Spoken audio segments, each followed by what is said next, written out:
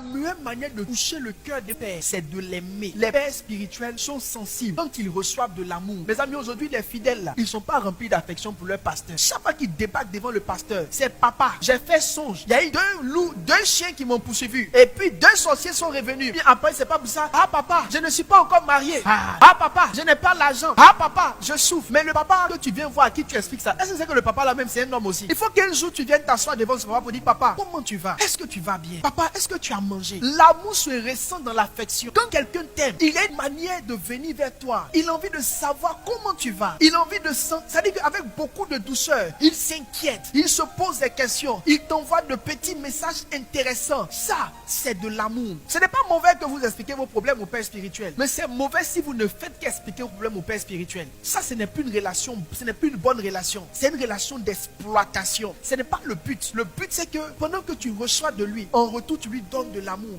Ce qu'un pasteur reçoit de mieux chez ses enfants, la première chose même, c'est pas l'argent, c'est l'amour et l'affection. Apprenez à devenir des enfants affectueux. Il y a des gens qui sont dans des églises, ils n'ont jamais cherché à dire bonjour au pasteur. Ils viennent juste pour écouter le message et ils rentrent chez eux. Ils écoutent le message et ils rentrent chez eux. Comme c'est un magnétophone qui prêche là. Continue d'écouter le message et de rentrer chez toi. C'est pas un magnétophone, c'est un homme, c'est un humain qui a des challenges, qui a des défis, qui a des problèmes, qui a aussi ces temps de tempête. Un jour, Jésus a dit, Pierre, Jean-Jacques, priez avec moi, car je suis triste. Mon âme est angoissée. Ce jour-là, il a appelé Pierre, Jean-Jacques, qui étaient ses enfants. Il a demandé que ses enfants soient autour de lui et que ses enfants lui donnent de l'affection. Est-ce que vous savez que souvent, vos pères, vos pasteurs ont besoin juste de savoir que vous êtes là et que vous pensez à eux. Vous savez, même quand vous donnez de l'argent, c'est pas le montant qui touche. C'est juste de savoir que la personne là, elle pense à toi. Et c'est des choses qui touchent. C'est pourquoi dans une église, très peu de personnes prennent l'onction, prennent le manteau. Et je parle à ces gens qui disent, je n'aime pas fatiguer le pasteur. Moi, je n'aime pas fatiguer les hommes de Dieu. Le pasteur t'a dit un jour que tu le fatigues.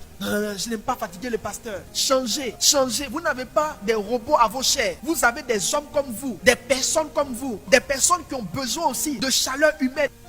En dehors de l'amour, tout le reste, c'est des profits. Arrêtez d'aller dans les églises pour chercher les solutions. C'est pas sain, c'est malsain. C'est malsain. Jésus est la solution, mais Jésus utilise des hommes. Quand vous entrez dans une église, partez pour bâtir des relations. Parce que l'esprit de solution, là, ça dit, je viens, prophète, fais ton miracle, je vais partir, je vais gagner en temps. Ça, c'est pas une vie. Si c'est à ça que l'église tient, c'est mieux de ne pas être pasteur. C'est la bonne manière. Arrêtez ça. Quand vous entrez quelque part là, bénissez Dieu pour les personnes que Dieu vous donne. Reconnaissez les pères. Pendant qu'ils prient et qu'ils se sacrifient, que Dieu vous bénisse au fur et à mesure. Témoignez-leur votre amour. Quel est ce fils qui aime son père, qui est toujours en train de fouiller dans ses erreurs? Quel est ce fils qui aime son père, qui est toujours en train de fouiller dans ses faiblesses? Un père spirituel, ce n'est pas un Dieu spirituel. Un père spirituel, c'est un homme qui a accepté d'avoir un peu plus de connexion. C'est-à-dire, il prend une partie de la connexion pour lui et puis il prend le restant là pour les autres. Il a le droit de se tromper. Il a le droit de se perdre. Il a le droit de faiblir. L'amour couvre les fautes. Si vous voulez savoir si quelqu'un aime vraiment, remarquez comment est-ce qu'il défend. C'est dans la défense qu'on voit l'amour. Une mère qui aime son enfant, peu importe ce que tu dis sur son enfant, elle va trouver une excuse pour le dédouaner. Un fils qui aime son père, peu importe ce qu'on peut dire de lui ou même ce qu'il peut faire, même si le fils l'a vu, il va trouver une excuse. Ça, c'est l'amour. Vous savez, les pasteurs ont été là quand vous étiez faible. Le jour des pasteurs sont faibles, vous devez être là pour eux. Vous ne devez pas être là pour vos pères quand ils sont forts. Et quand vos pères commencent à tomber et à chuter, vous mettez pour dire, ah, lui, il n'est plus dans la volonté du Seigneur. Il s'est trompé. Dieu merci, il n'est plus dans la volonté. Mais toi-même, quand tu étais